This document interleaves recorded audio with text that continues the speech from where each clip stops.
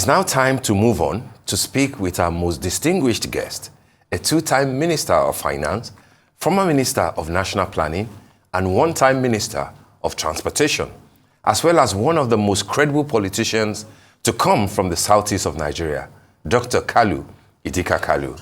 Well, can we pitch it any higher? A warm welcome to you, sir. Good morning. Thank you so much for joining us on the morning show today. Thank you. My pleasure.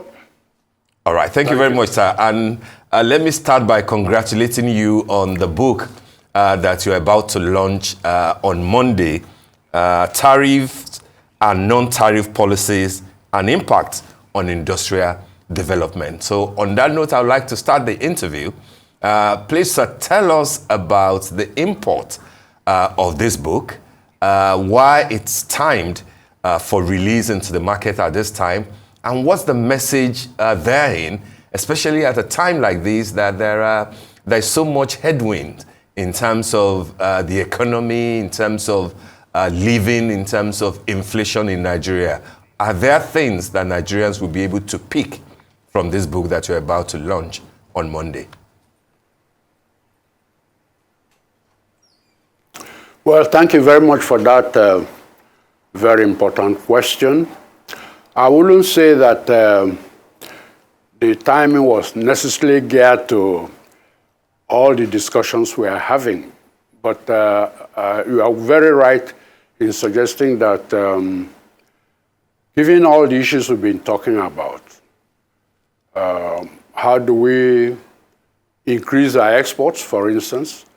How do we improve the level of import substitution, which means you are producing more at home to substitute for what you normally will import? And of course, that releases a lot of pressure on your foreign exchange reserves and improves the well-being of your own people. How do we move from an emphasis on primary production and steadily move towards more secondary industries where you are having less people in agriculture because of increasing productivity and providing more labor to the secondary sectors, which are supposed to be growing even faster in the course of structural change. So you could say that the thing was conceived several years ago, the whole idea of this sort of research. And anytime you release it, will be quite appropriate because we, as you know, we are still talking about the same issues over and over and over again. It's not surprising given the size of our economy, given the size of our dependence on primary production, given all the stops and starts we've had in the secondary industries, given all the problems we are having with basic infrastructures like power in particular and other infrastructures. So it's a continuing process. So the book talks about the process of structural change. How do you go from being mainly agrarian to being more industrialized? And as we all know, Nigeria has been projected to join the ranks of the fairly industrialized, let's just put it that way. Say in 20 or 30 years, we're supposed to be, say, the third in population. Coming after India, will have been number one by then, having just slipped past China. And then Nigeria comes up third. I think most of it has not really struck us what that implies in terms of the number of our population, those who will be available in the labor force, and so on and so forth. So you could have released this at the beginning of the end of the war, say, for instance, where people are all scrambling to get back to their positions and so on, where we are looking at the whole issue of restructuring and restoring normal production in all the primary producers of this country, in the southeast, in the north, in the southwest, and so on and so forth. So this is a book about structural change, and we are still undergoing structural change. All right, then. Talking about, your latest book, still tariff and non-tariff policies and impact on industrial development, which, based on what's already out there, delves into the economic implications of Nigeria's tariff regime. An excerpt from it, actually, you mentioned that Nigeria's tariff policies are strangulating critical subsectors of manufacturing and industrialization. Can you elaborate on these policies, the specific challenges, and how they impact the overall economic landscape, as it were? Yes, thank you very much. This could be said of just about any of these industrializing economies. You go across the world, you see those who are trying to make an effort, like those that were advanced in the, well, let's say 100 years ago. Every nation tries to protect its industries. In other words, you give them a protection that gives them room to grow, so that they are not dwarfed by competition from more technically advanced countries where the cost of production are going down and where the economies of scale are not being reached as quickly as you might wonder. So every country has to look at this. It's like a balancing act. You want to protect, but you don't want to overprotect. You want to protect just enough to allow that degree of competition that will give vent to adaptation of technology, exploring new seeds in the agricultural sector, looking for ways of producing more cheaply in the secondary sector. So the whole point of this book is to throw more light. When there are trade negotiations, usually what we hear about is the nominal tariffs, the ones you see in our tariff books and so on and so forth. But what this study has tried to do is to go behind those nominal tariffs to other non-tariff issues that will impact on the nominal tariffs, so that by the time you now sort of absorb all those non-tariff issues, you are able to gauge more appropriately what we now call effective protection. Several years ago, this was the big deal in the industry. I mean, I'm talking about professionally. A lot of researchers delve into how nominal tariffs are influenced by non-tariff measures, which includes quotas, all kinds of other, you could say, tricks that everybody, Americans, Russians, Chinese, Indians, employ to, on one hand, give the impression that they are protecting so much, say 10% or 15%. But by the time you factor in some of the non-tariff issues, by the time you factor in particularly the coverage of intermediate products and so on and so forth, you find that the nominal rates that you read that come up during negotiations are quite different from what you get when you now factor in other issues that, in fact, impinge on the cost of production. So Nigeria has gone through a whole regime of changes in our tariffs, in our taxes, in our non-tariff measures, in use of quotas. Indeed, domestic financial indicators also feature this, the rate of interest. You can be protecting, but you are giving your people maybe protection from competitive costs by making affordable all kinds of other issues, fertilizers, foreign exchange, cost of funds, and so on and so forth. So it's a continuously changing thing. And in regard to your question, therefore, there are ways you can do this. And if you don't take care, you end up discouraging production. You end up intervening with the market structure such that the producer is facing a totally different protective regime from the one that is normally presented by just your nominal tariffs. So this is what the trade, the professional groups, the manufacturers, and so on, they will have a whole lot of things to say about this at any given point in time.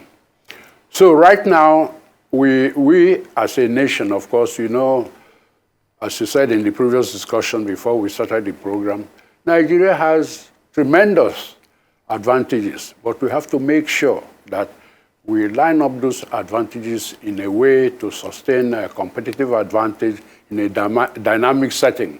And the way to do that is to continuously, in a dynamic sense, look at the structure of your production, look at the entire production matrix.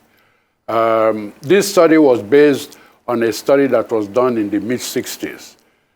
What it requires is that over time, we update our industrial structure, our production matrix, And we keep adjusting these things in a way that will suggest that we are very alive to the kind of protective coverage we are giving to our farmers, to our small manufacturers, to our emerging industrialists, and of course, the welfare of the consumers. That is also very, very paramount. You don't do this without recourse to how all this impacts on consumers.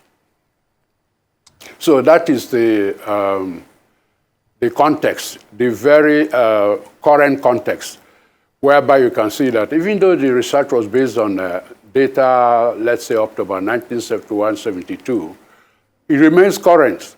And that is why I thought it's about time. We've been mulling over the ideas of putting out this. It was very well received when it was presented.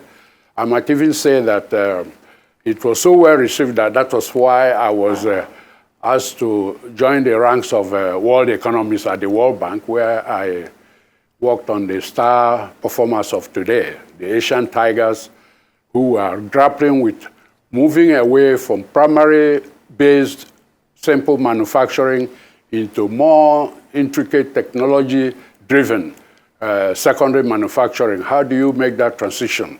The whole idea of the structural adjustment of these economies. This was one of the works I was very much part of when I worked at the World Bank in the 70s. And as I said, Korea, Taiwan, to a large extent, Japan was already emerging at that time as a fully industrialized economy. Hong Kong was in that group, but Hong Kong, as you know, is a smaller economy without the base economies of scale because of the sheer size of the country.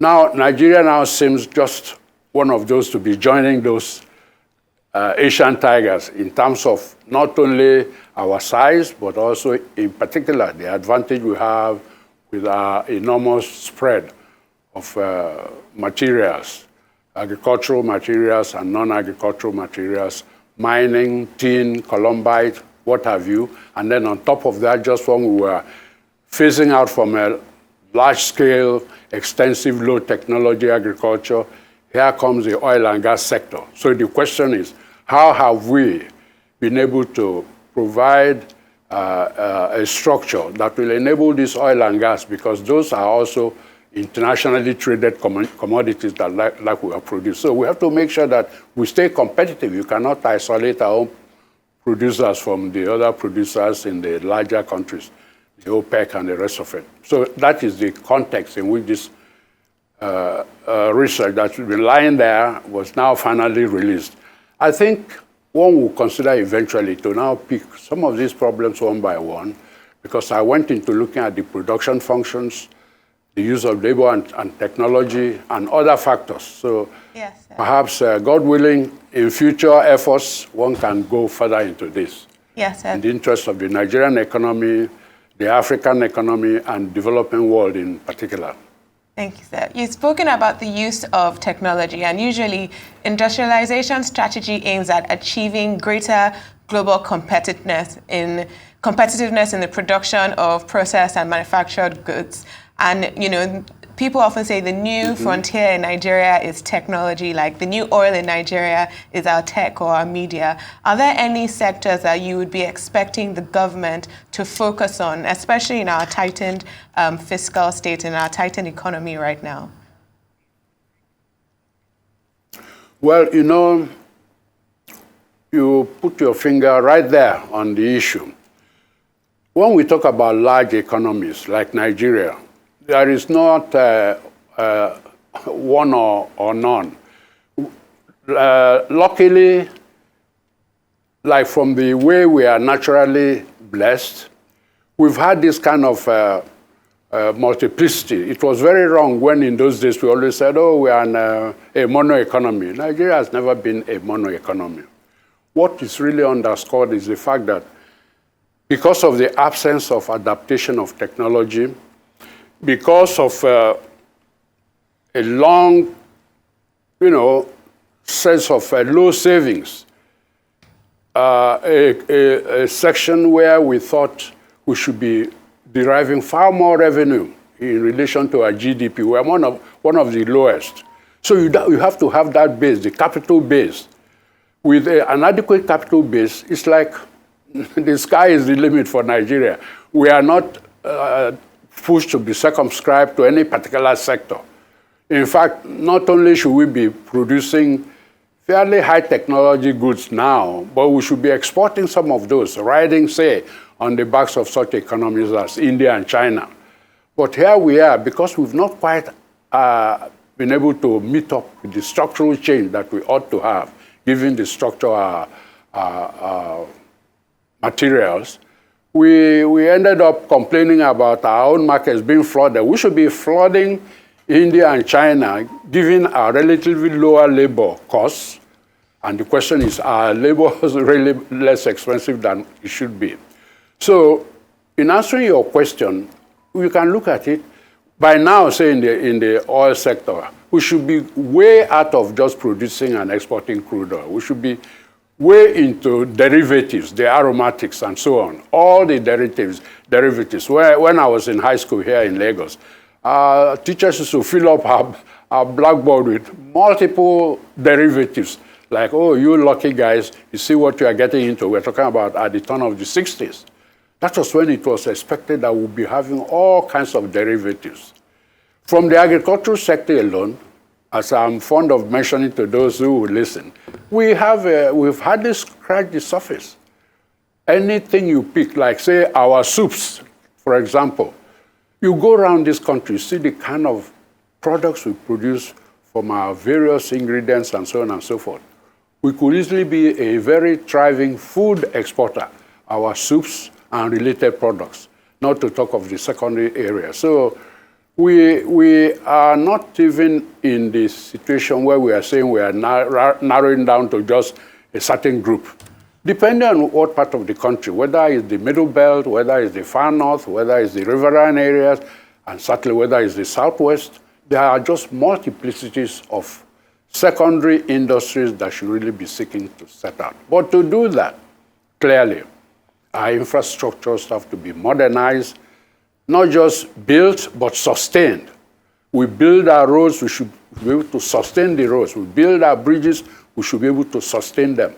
The producer should assume a certain cost to all these elements that go into their cost of production. We should be able to sustain power from all kinds of things, not just focusing on solar or gas or oil or hydro. We have all of this. We have coal, we have wind, we have all kinds of ingredients. So, yes, over time, you will now move, even the Americans, they are now moving out of steel because they see they are not so competitive with other producers of steel. But by and large, when you have an economy, you're talking about 200 million people and more, when you have the spread of the vegetations from the savanna to the riverine areas, the sky is your limit. It depends on how you are producing the requisite manpower from the educational sector, everybody focusing on the areas of their interest, and planners assisting those in the private sector by encouraging them with appropriate signals and so on, interest rates, structured grace periods, grants of some sort, and of course, appropriate local-based research. Those are the areas that are a real limitation to what we can do to transform the Nigerian economy. All right. All right, sir. Please do allow me to ask you a two-part question. The first part will be, in your days as a federal minister, you were simply the Minister of Finance, and national planning was also under your purview. But today, we have ministers of finance also being described as the coordinating minister of the economy. We had that under Dr. Ngozi Okonjo-Iweala, and we also have it presently under Mr. Wale Edun. What are your thoughts on that appellation? And looking back, is it the type of a title that you will have loved to to have? And secondly, probably more importantly, will be to have your thoughts on Nigeria's on the budget for 2024. It's 6 months into the new administration, and its budget, proposed budget for next year is ready. has been presented to the National Assembly. At 27.5 trillion, it will be the biggest budget ever for Nigeria. And at about 19 trillion being expected for revenue. Is this something that you think that Nigerians can finally say, oh, it looks like there is a renewed hope after all? Or you think that these are just numbers and we may have to further tighten our belts, you know, given the realities on the ground? What are your thoughts on the proposed budget, sir?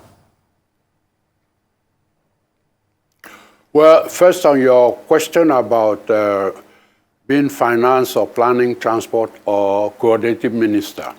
Well, you see, all the ministerial positions at the center, at the federal level, and to that extent, the same goes for commissionerships at the state levels. They're all very, very important. All the ministers are supposed to work together. We are not yet at the level, and I made this point a little while ago when we were talking about all the currency issues we are having. The emphasis in the cost of development is coordination and working together until you get to the level where you can really talk about some measure of autonomy. Well, as a Minister of Finance, even though one was there very briefly, I think most people always thought I was there for several years. In fact, it was for very short periods, but it's the ideas you bring to the job that gives that kind of impression that you were forever a Minister of Finance. So the Economic Summit Group, for instance, that idea started, I used to call leaders of industry, both domestic and foreigners, and the central bank governor. We sit over and talk about the basis for the next budget. So that was a measure of coordination. So the coordination is not just a matter of title. It's a measure of the experience, the depth of experience, the understanding of the subject of the economy, both in a monetary sense and in a fiscal sense. So don't make too much about the title or whether it connotes a bigger or deeper thing.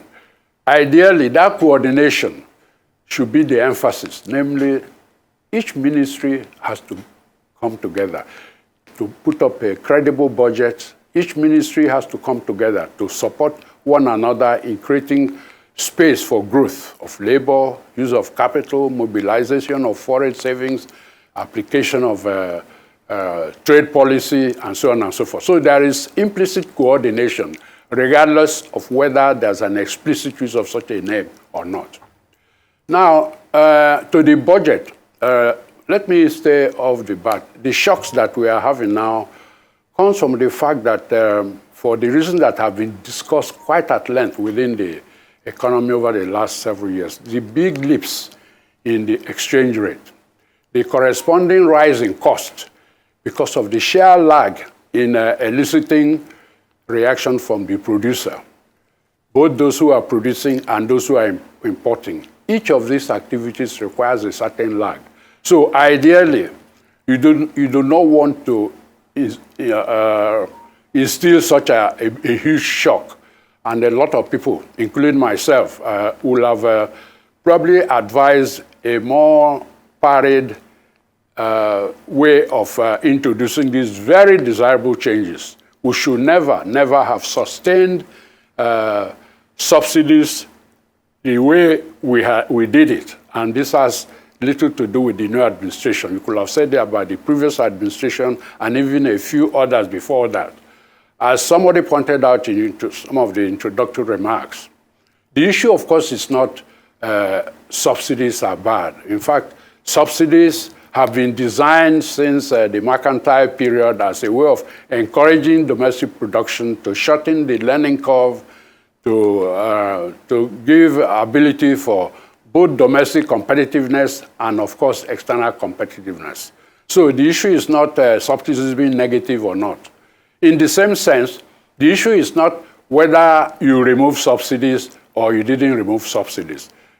There is no doubt, nobody will argue that when it is inefficient, when it is not encouraging production, when it is giving rise to increasing costs, when it's giving rise to leakages and corruption in the system, there is no question that one needed to take that political decision to remove the subsidies. Well, that is point A. Point B is, having taken that decision, there has to be an explicit understanding, given the structure of the economy, given the sheer interrelatedness of both producers and consumers, between those producing locally and those that are importing from abroad, the time frame within which you do that in order to cause undue vibrations like we've seen in the economy. Now, related to that, of course, is your reference to the size of the budget. Now, when your prices are moving, when your exchange rates are moving, you have to bring this to factor into the nominal value of your budget. By the time you factor this in, you find that the numbers may sound very large in a nominal sense, but by the time you've adjusted for prices and exchange rates, and indeed in the cost of funds, the real values may in fact be much less than what you've had, not only in the previous budget, but even in the one before. I'm still expecting a detailed, numbers. I've asked some of my people in government, some of my friends in government. We are retired, as you know, but we are, of course, paying keen attention to the analysis that is being carried out in the public domain. So I cannot go into details on that, but I can assure you that your sense of the size of the budget may be very different after you've adjusted for all these factors that I've mentioned, the price level, the exchange rate, and so on and so forth. And of course, these are the things you had to do in order to rebase your gross domestic product to know exactly the quantum of goods and services over your population to arrive at what is your capital per capita income, for instance, which also needs to be adjusted by all these indicators to have a sense of whether the ordinary citizen is moving ahead or is stymied or is moving backwards in terms of his consumption level or his lifestyle and so on and so forth. So those are the comments I will make to your two-sided question.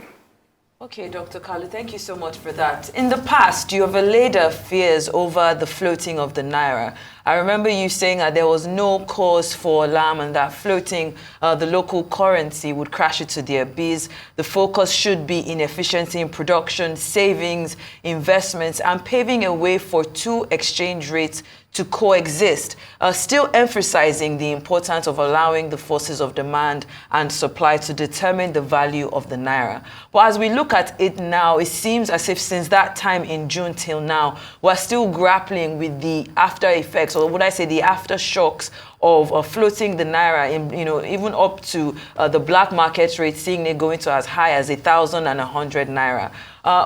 Would you backtrack on this, or would you tell Nigerians to still hold on, just like the president has said, this temporary setback for future gain when it comes to the devaluation of the Nigerian naira?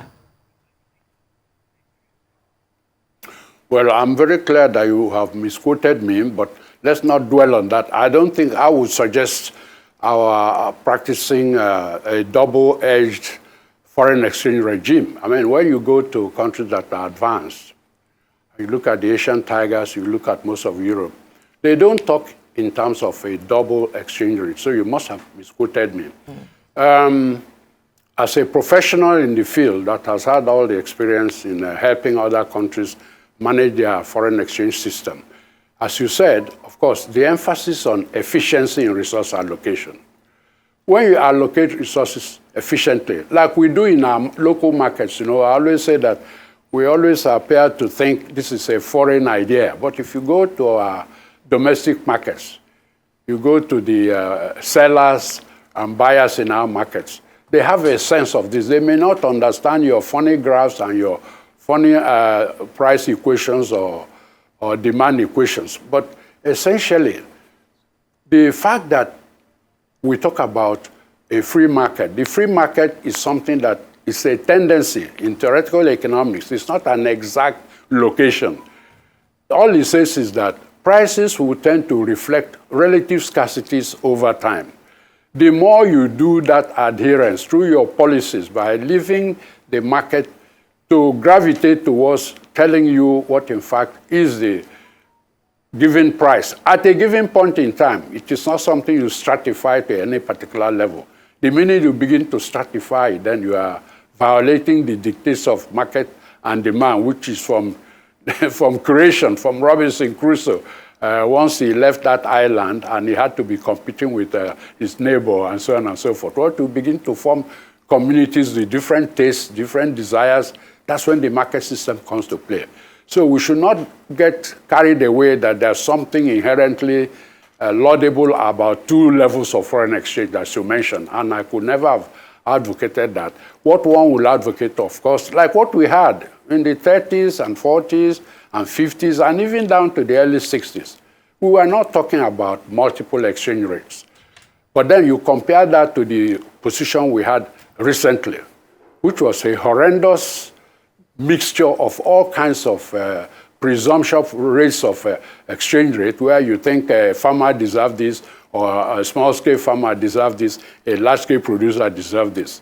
You see, some of these things are what are ironed up by other things we were talking about, tariffs, subsidies, other rates where you can make sure that you induce incentives without violating that signal, which is the price.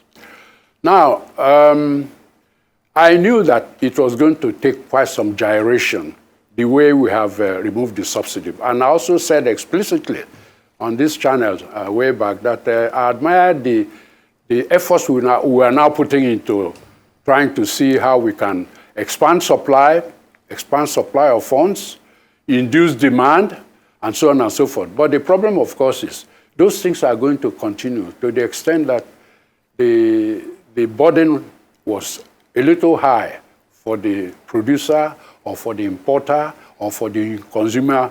Every one of them is yelling right now, bloody murder. And the only way we can do it is to continue to have a dynamic overview of our policies, both those of investment and savings and those of importation and all the elements that contribute to production and distribution. Yes. So I expect that given the sheer breadth of our economy, those are the things that will come to play in making us ride this storm quicker than other countries that don't have such a spread of resources. So I've answered your question. Let's not get carried away with the nominal numbers. We have to apply all kinds of deflators, as we say in economics, deflators that will tend to point to you what the real changes are. Some people will say, oh, you have not really moved from where we were 5 years ago in terms of the real quantum of goods, not Naira terms. Naira terms will have been affected by changes in the dollar when you convert, by changes in the Naira, indeed, by all the depreciation that has occurred in all your trading partners and so on and so forth. But you have to really focus on adjusting this to have a real sense of the mobilization of real resources, of real labor, of real capital. And that is what goes on everywhere. Some economies are more stable than others, but we happen to be one of those that's going through a lot of dynamic changes right now. And I think government is doing everything. I listened to the Minister of Finance and the Minister of the Budget explain some of the details of the budget. I listened to the Governor of the Central Bank for Research. These are all people that I'm very, very familiar with. And I'm sure that they are going to be striving their best to tackle the problems arising from the way we have decided to adjust the exchange rate. And the target is to move to a single rate. The curb market, as it's called, or the black market, as it's called, will always be there, but it's supposed to be a fringe market. If you are rushing to your plane and you just need a bit of foreign exchange, you go somewhere, whoever is selling, you buy, because you don't have the time. But the differential is supposed to be very small. On no account should we begin to arrogate such a sizable play in the whole matrix to what is in the curb market. It's a tiny, it should be a very tiny, you have it in every country. In some countries, it's almost non-existent. And that's where every country is striving to, where there's a uniform rate, so that those who make decisions on the economy are not given a multiple focus. They are focused, they get the price of foreign exchange the same way they get the price of labor at any given technology or the price of other factors of production. So that is really the target of policy making. All right. All right, sir. I hope I've made myself clear. Very, very clear, sir. It's been truly enriching. But just before we let you go, just for a few more seconds, sir. You're welcome, sir. Just a few more seconds before we let you go. I'd like to ask you this. I know that you are a Lagos boy. You schooled here. You live in Lagos. You have high stakes here. What will be your advice, first to the Lagos state government and secondly, to Lagosians generally, irrespective of where they may be coming from, given the friction that has, arisen as a result of politics, as a result of, that is now affecting social cohesion in the state. Talking about the Yorubas and the Igbos and politics. In 1 minute, what will be your words of advice to all parties? Well, as you said, some of us who practically grew up here from my kindergarten days at Ladilac to my, I went to about 3 of those schools. I won't enumerate them. Here I ended up at King's College. You see, the beauty of Lagos was always that sense of agglomeration from all sections of the country. When we are celebrating Christmas, when you are celebrating the Muslim Ilaya and all these other things, you see people are one, People learn different languages. I got to learn different languages. Beyond my own dialect of Igbo, I learned Yoruba very quickly, read extensively, literature and so on and so forth. So I see every nation has to have this, you can say, the essence of the melting pot. Lagos has always been a melting pot. So my advice is that we have to develop our cities as melting point. Nigeria has been always seen as a great potential. We are supposed to provide leadership in the region, in the sub-region, in the continent as a whole. And black people sells everywhere. If you remember during the Floyd case in America, you see some of the comments that were made like, oh, if we just had that homeland to run to. And you felt bad. Nigeria should be that homeland all black people can run to.